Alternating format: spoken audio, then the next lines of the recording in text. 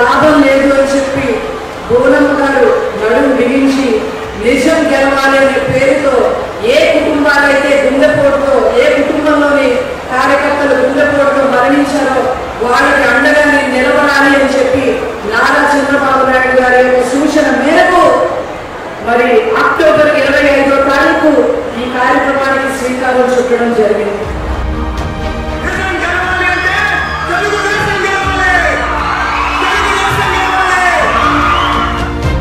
తెలుగుదేశం కార్యకర్తలు వ్యక్తుల్ని కలుసుకోవడం అవకాశం ఇచ్చారు. అందుకే ఆయనకి నా కృతజ్ఞత. ఆ 53 రోజులు ప్రజలు కానీ కార్యకర్తలు కానీ రోజు వచ్చి నన్ను కలిసి నాకు ధైర్యం ఇచ్చారు. అది ప్రజల నమ్మకం చంద్రబాబు నాయుడు గారి నాయకత్వం మీద.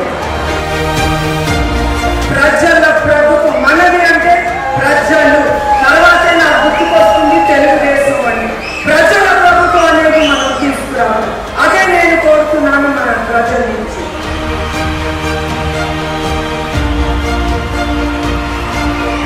మనకి ఎట్లా కుటుంబానికి తండ్రి అవసరం, అట్లా ఈ రాష్ట్రానికి ఒక నాయకుడు అవసరం, ఒక సైనికుడు అవసరం. ఆ సైనికుడు మన చంద్రబాబు నాయుడు గారి నాయకుడు. ఆయన చివరి వరకు ఆయన మీకోసమే బ్రతుకుతారు. అది తథ్యం. తెలుగుదేశం, జనసేన, బీజేపీ కూటమి అనేది ఒకటి ఉంది. ఆ కూటమి ఎవరు నుంచినా కూడా వాళ్ళకి మీరు ఓటేయాలి.